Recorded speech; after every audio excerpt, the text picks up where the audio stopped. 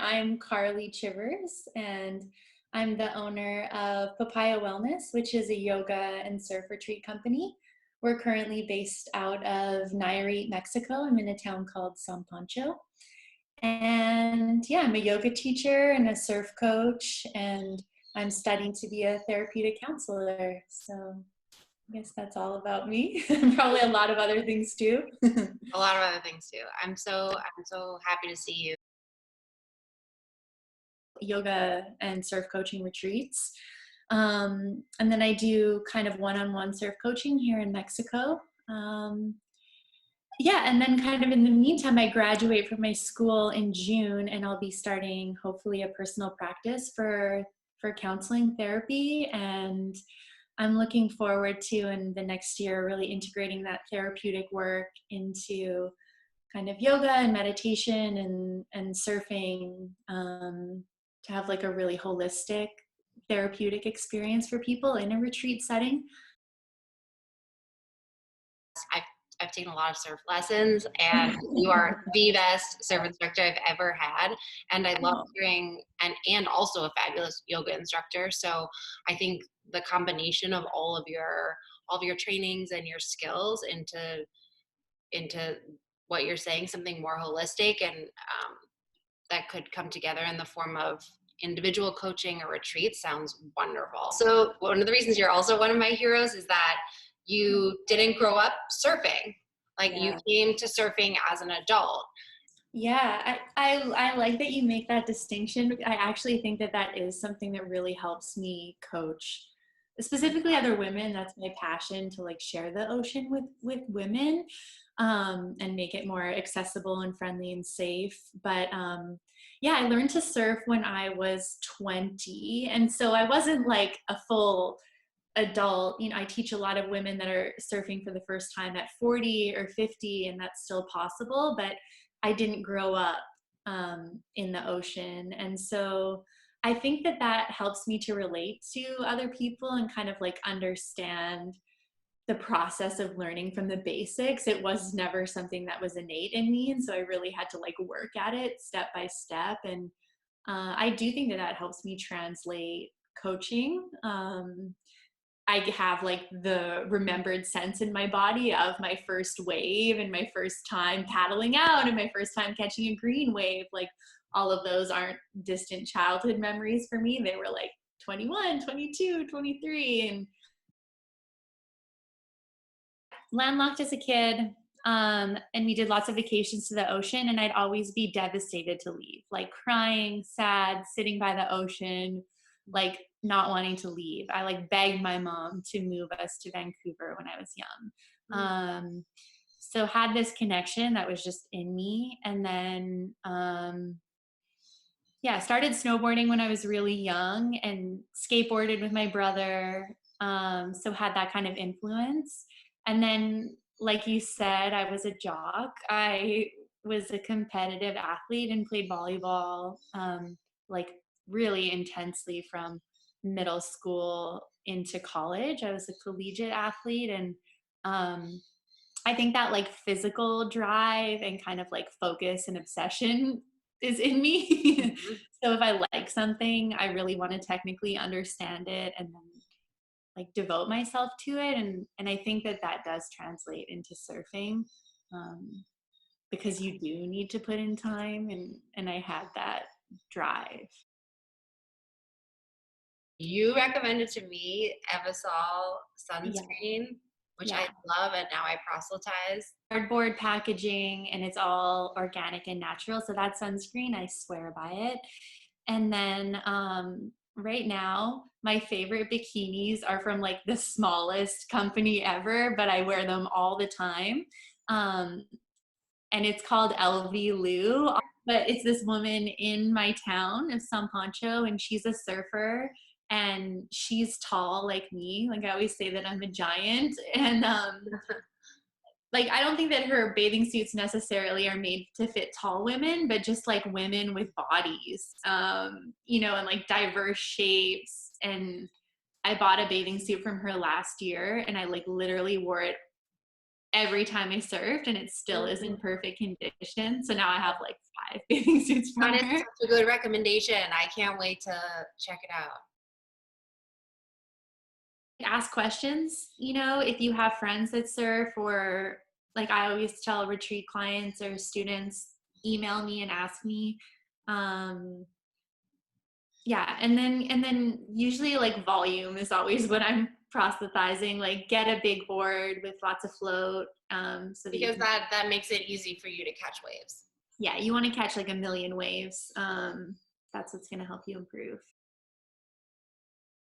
Love Stephanie Gilmore, like most of the world. She's my favorite surfer. Her style, her flow, Yeah, seems like she's so elegant. yeah, and she seems like she's got really good energy too.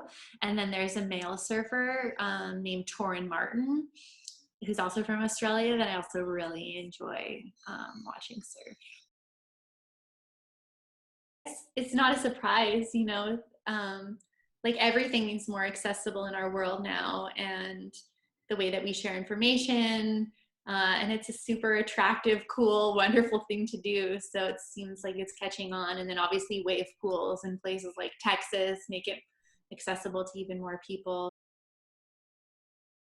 And then surfing in the Olympics obviously is a big one. And then right now in surfing, have you heard of hydrofoils? You probably see them in New York. I have. I've seen them. Yeah.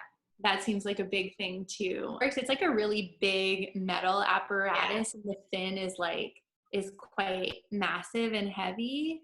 And I think the way that it's designed, yeah, it's like harnessing the wave energy, but like under the water in such a way that your board can like lift and essentially float. Yeah, it looks very strange. Then your surfboard actually like lifts off of the water, so you can like glide with the foil under the water, and like a big skag fin. So I think like the surfers that do it, you can surf anything, like a wave that isn't breaking or like along the surface of the water.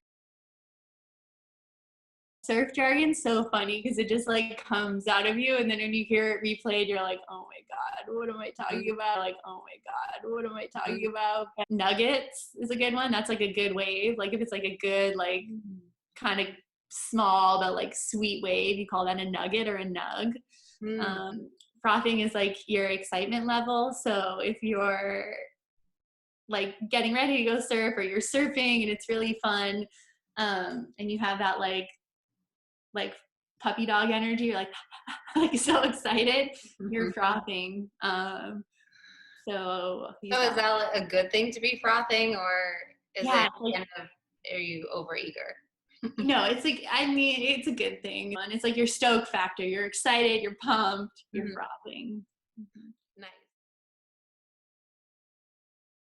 With their pop-ups, if you don't have mobility and flexibility in your hips, then popping up is really difficult.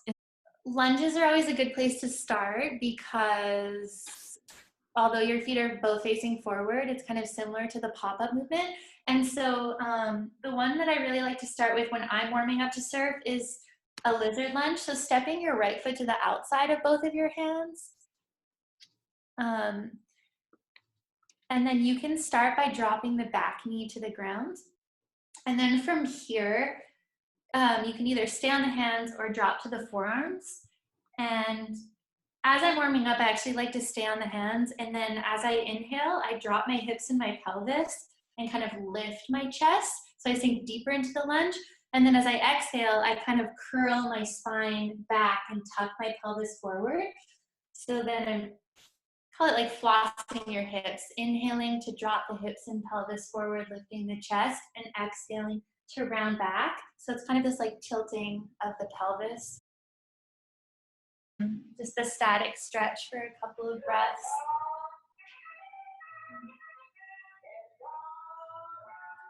Can you hear that?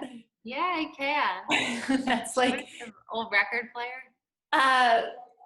Like a lot of the Mexican vendors drive around in trucks, and then they have like they're advertising what they're selling. Oh, Letting go of your breath, pushing forward, coming onto the toe pad of the right foot, and then inhale to pull the chest back, cactusing the arms, and exhale, pushing out. 2 more with your breath like that. I already feel warm, actually.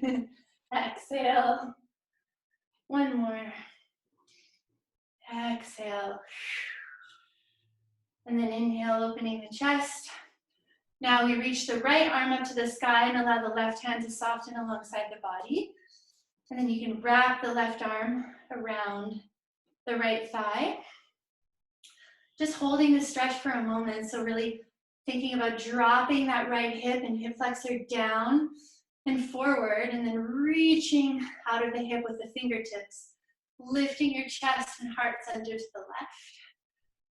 And then again, we'll pivot with our breath. So as you inhale, we're following the right hand, swimming the right hand forward, pivoting on our feet to face the opposite way. Left knee to the ground, left hand to the ground at the inside of the right foot, hips down, lay back. Yeah. So if you can, with your right arm, right now you're kind of lifting it up like this, allow it to open and reach back. So lift it back that way, as if you're like dragging your hand in the face of a wave. Yeah. Nice. And then with your breath, inhale, pivoting forward, shoot that right arm to the sky, come into that high lunge. Exhale, lay back. Nice. Yeah, from the high lunge on the inhale, as you exhale, pivot. Yeah.